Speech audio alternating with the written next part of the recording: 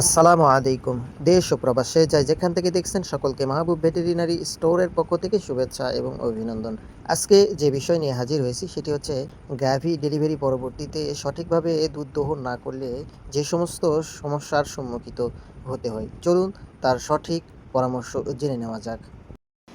এটা হচ্ছে মানে গায়ে ধোয়ার সাথে সাথেই মানে গায়ে যখন ডেলিভারি হবে গায়ে ডেলিভারি হওয়ার সাথে সাথে পর্যাপ্ত পরিমাণে শাল দুধ থাকে ওখানে। এই ঘন দুধটা বের করে দিতে হবে। ঘন দুধ বের করে দিলে এই সমস্যাটা হবে না। বুঝতে পারছেন? এখন যেটা হয়েছে ওলান পুরাটাই শক্ত হয়ে গেছে। মানে শাল দুধ যতটুকু বের হওয়ার কথা আপনি ততটুকু বের করতে পারেন নাই।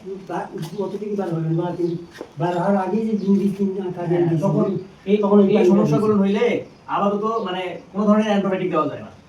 দ্রুত ওলান নরম হয় এই ধরনের বাজারে বিভিন্ন ধরনের ওষুধ পাওয়া যায়, যেমন ম্যাস্টিকেয়ার প্লাস, আরআরজে, তারপরে ম্যাস্টি 29 এই ধরনের ওষুধ পাওয়া যায়। তখন দিতে হয়, হ্যাঁ, দিলে যদি কন্ট্রোলে আসে একদিনের ভিতরে, যদি আরাম বুঝে তাহলে ওটা 2-3 দিন চলবে। আর যখন আরাম বুঝবেন না তখন সাথে সাথে ডাক্তারি পরামর্শ নিতে হবে।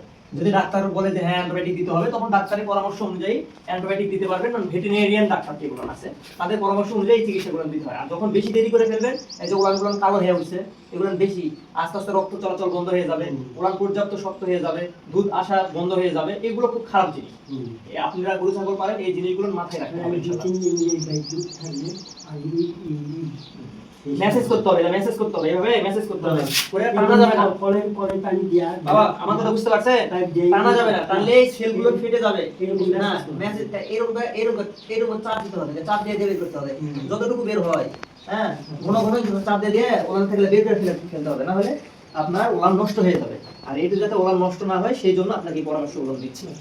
আল্লাহ তাআলা যাতে ভালো করে এবং ভালো থাকে এই জন্য আমাদেরকেও দোয়াও করতে হবে এবং এই যত্নগুলো নিতে হবে। ওলানের যত্ন, একটা গাভীর দামই হচ্ছে ওলানের, এই ধরনের গাভীর দামই হচ্ছে ওলানের উপরে না থাকে তাহলে এই গরুর দাম আছে, দাম আছে বাবা, দাম নাই। তাহলে সেই ক্ষেত্রে আমাদের ডেলিভারি আগে থেকে এই যত্নগুলো নিতে হবে, যাতে ওলানের ময়লা কম জমে, পরিষ্কার যাতে থাকে। তারপরে হচ্ছে তার এই শক্ত বা এইরকম পানি জমা যদি সমস্যা থাকে, ওই যে ম্যাস্টিক আর ম্যাস্টি 29 এই জাতীয় ঔষধ যেটা আছে দিবেন।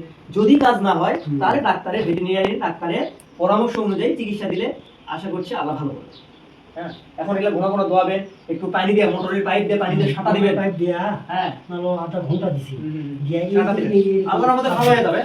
আল্লাহ বলছেন একটু যত্ন নেন, আল্লাহ ভালো করবে ইনশাআল্লাহ।